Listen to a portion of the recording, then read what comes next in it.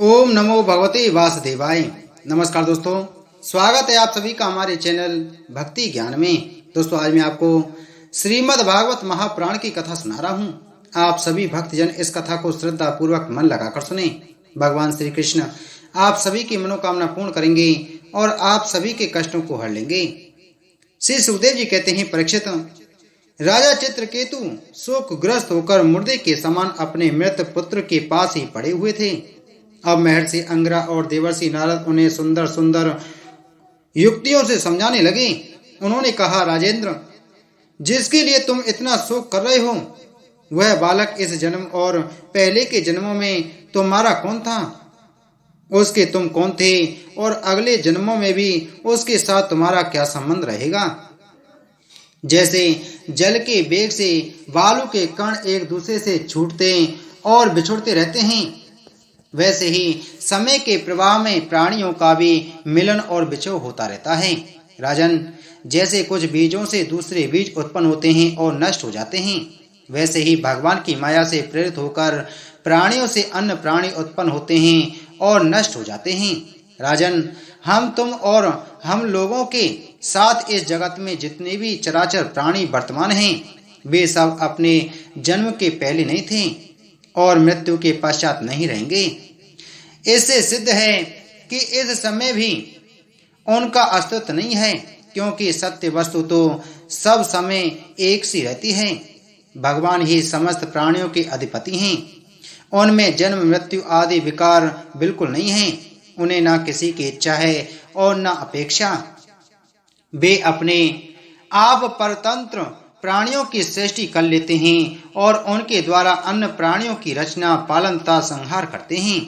ठीक वैसे ही जैसे बच्चे घरौंदे खेल खिलौने बना बनाकर बिगाड़ते रहते हैं। राजन, जैसे एक बीज से दूसरा बीज उत्पन्न होता है, वैसे ही पिता की देह द्वारा माता की देह से पुत्र की देह उत्पन्न होती है।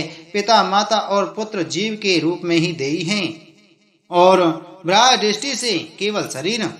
उनमें देही जीव घट आदि कार्यों में पृथ्वी के समान नित्य है। राजन, जैसे एक ही मृत का रूप वस्तु में घटत्व आदि जाति और घट आदि व्यक्तियों का विभाग केवल कल्पना मात्र है, उसी प्रकार यह देही और देह का विभाग भी अनादि एवं अविद्या कल्पित है। श्री सुखदेव जी कहते हैं, राजन, जब महर्षि अंगिरा और देवर्षि नारद ने इस प्रकार राजा चित्रकेतु को समझाया बुझाया, तब उन्होंने कुछ धीरज धारण करके शोक से मुरझाए हुए मुख को हाथ से पोंछा और उनसे कहा। राजा चित्रकेतु बोले, आप दोनों परम ज्ञानवान और महान से भी महान जान पड़ते हैं तथा अपने को अवधूत वेश में छिपाकर यहाँ आए हैं। कृपा करके बतलाइए, आप लोग कौन हैं? मैं जानता हूँ कि बहुत से भगवान के प्यारे ब्रह्मवेत्ता मेरे जैसे विषयासक्त प्राणियों को उपदेश करने के लिए उन्मत्त का सा वेश बनाकर पृथ्वी पर स्वच्छंद विचरण करते हैं। सनत कुमार, नारद, ऋभु, अंगिरा, देवल आसित, उपांतरतम, व्यास, मार्कंडेय, गौतम, वशिष्ठ, भगवान परशुराम, कपिल देव, सुखदेव, दुर्वासा, याज्ञवल्क्य, जातुकर्ण्य, आरुणि, रोमस, च्यवन, दत्तात्रेय, आसुरी, पतंजलि, वेदशिरा, बोध्यमुनि, पंचशिरा, हिरण्यनाभ, कौशल्य, श्रुतदेव और ऋतध्वज, ये सब तथा दूसरे सिद्धेश्वर ऋषि मुनि ज्ञानदाता करने के लिए पृथ्वी पर विचरते रहते हैं।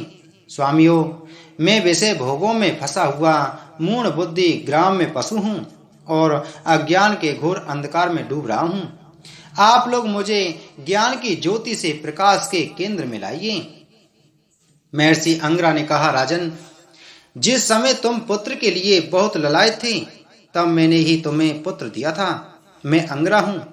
ये जो तुम्हारे सामने खड़े हैं, स्वयं ब्रह्मा जी के पुत्र सर्वसमर्थ देवर्षि नारद हैं। जब हम लोगों ने देखा कि तुम पुत्र शोक के कारण बहुत ही घने अज्ञान अंधकार में डूब रहे हो, तब सोचा कि तुम भगवान के भक्त हो, शोक करने योग्य नहीं हो, अतः तुम पर अनुग्रह करने के लिए ही हम दोनों यहाँ आए हैं। राजन, सच्ची बात तो यह है कि जो भगवान और ब्राह्मणों का भक्त है, उसे किसी अवस्था में शोक नहीं करना चाहिए। जिस समय पहले पहल में तुम्हारे घर आया था उसी समय में तुम्हारे परम ज्ञान का उपदेश देता, परंतु मैंने देखा कि अभी तो तुम्हारे हृदय में पुत्र की उत्कट लालसा है, इसलिए उस समय तुम्हें ज्ञान न देकर मैंने पुत्र ही दिया। अब तुम स्वयं अनुभव कर रहे हो कि पुत्रवानों को कितना दुख होता है। यही बात स्त्री, घर, धन, विविध प्रकार के ऐश्वर्य, संपत्ति, शब्द, रूप, रस आदि विषय, राज्य, वैभव, पृथ्वी, राज्य, सेना, खजाना, सेवक, अमात्य, सगे संबंधी, इष्ट मित्र सब के लिए है, क्योंकि ये सब के सब अनित्य हैं।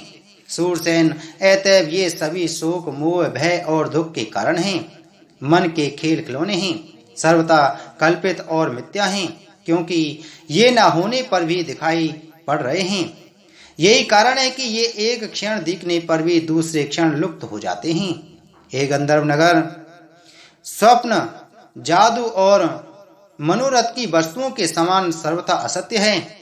जो लोग कर्म वासनाओं से प्रेरित होकर विषयों का चिंतन करते रहते हैं, उन्हीं का मन अनेक प्रकार के कर्मों की सृष्टि करता है।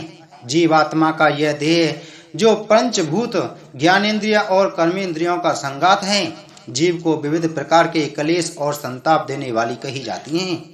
इसलिए तुम अपने मन को विषयों में भटकने से रोककर शांत करो, स्वस्थ करो और फिर उस मन के द्वारा अपने वास्तविक स्वरूप का विचार करो तथा इस द्वैत भ्रम में नित्यत्व की बुद्धि छोड़कर परम शांति स्वरूप परमात्मा में स्थित हो जाओ। देवर्षि नारद ने कहा, राजन, तुम एकाग्र चित्त से मुझसे यह मंत्रोपनिषद ग्रहण करो। इसे धारण करने से 7 रात में ही तुम्हें भगवान शंकरसन का दर्शन होगा। नरेंद्र, प्राचीन काल में भगवान शंकर आदि ने श्री शंकरसन देव के ही चरण कमलों का आश्रय लिया था। इससे उन्होंने द्वैत भ्रम का परित्याग कर दिया और उनकी उस महिमा को प्राप्त हुए जिससे बढ़कर तो कोई है ही नहीं, समान भी नहीं है। तुम भी बहुत शीघ्र ही भगवान के उसी परम पद को प्राप्त कर लोगे। बोलो श्रीमद्भागवत महापुराण की जय। बोलो श्री कृष्ण चंद्र भगवान की जय। तो दोस्तों, अगर आपको यह कथा अच्छी लगी हो तो वीडियो को लाइक करें, वीडियो को ज़्यादा से ज़्यादा शेयर करें और इसी प्रकार की वीडियो प्राप्त करने के लिए आप हमारे चैनल को सब्सक्राइब कर बगल में घंटी के बटन को जरूर दबाएं। जय श्री कृष्ण।